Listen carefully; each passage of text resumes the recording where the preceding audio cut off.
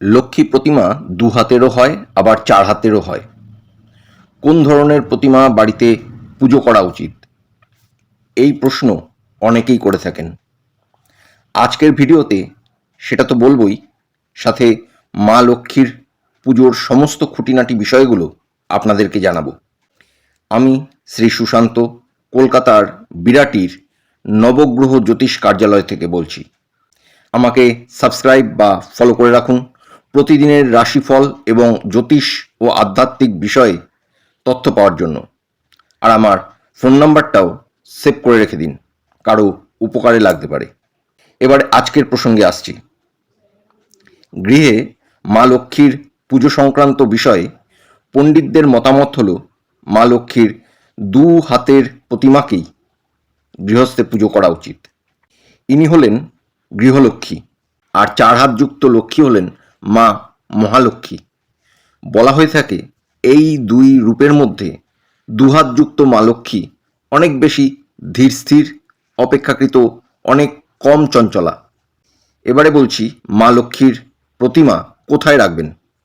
ঠাকুর ঘরের উত্তর দিকের দেওয়ালে প্রতিমা রাখুন। অসুবিধা থাকলে পূর্ব দিকের দেওয়ালেও রাখতে পারেন। অর্থাৎ আপনি যখন পুজো করবেন তখন উত্তর মুখে বসে অথবা পূর্ব মুখে বসে পুজো করবেন। মা লক্ষ্মীর সবথেকে প্রিয় দিন অনেকেই বৃহস্পতিবার ভাবেন, কিন্তু শাস্ত্র বলে মা লক্ষ্মীর সবথেকে প্রিয় দিন হল প্রতি সপ্তাহের শুক্রবার, এবং তিথির মধ্যে পূর্ণিমা সবথেকে প্রিয়। তার পরের দিনগুলো হলো বৃহস্পতিবার ও সোমবার। মা লক্ষ্মী সন্ধেবেলার পুজোতে বেশি প্রসন্ন হন। লক্ষ্মীর পাঁচালী বৃহস্পতিবারেই পড়ুন, পাশাপাশি শুক্রবার এবং পূর্ণিমাকেও গুরুত্ব দিন। পরিষ্কার পরিচ্ছন্নতা এবং কোলাহলহীন গৃহস্থ মা লক্ষ্মীর সবচেয়ে প্রিয়। বাড়িতে যেন চটি, জুতো, ঝেঁটা এলোমেলো অবস্থায় যত্রতত্র না থাকে। বিছানার উপর বসে খাওয়া দাওয়া একদমই করবেন না। মা লক্ষ্মীর কৃপা পেতে হলে এই বিষয়গুলো না মানলে কৃপা পাওয়া যায় না। মা লক্ষ্মীর পুজোর আয়োজনে যা লাগে সেগুলো হলো পদ্মফুল এবং শ্রীফল। শ্রী শব্দের মানে মা লক্ষ্মী। শ্রীফল হলো নারকেল। পুজোয় দেবেন যে কোনো সাদা ও লাল ফুল এবং সেই ধরনের ফুলের মালা। ঘিয়ের প্রদীপ, ধূপধুনো।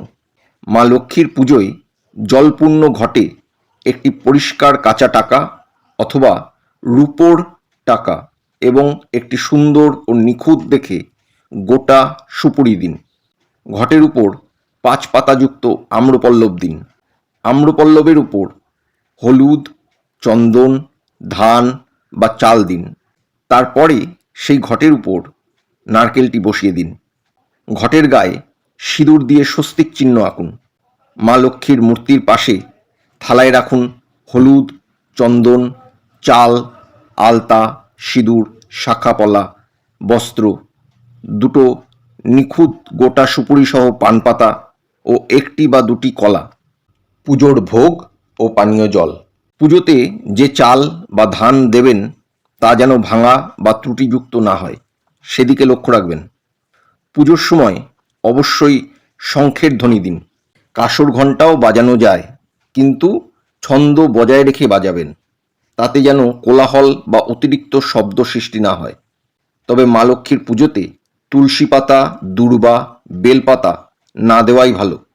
যার যতটা সাধ্য সেই মতো আয়োজন করবেন।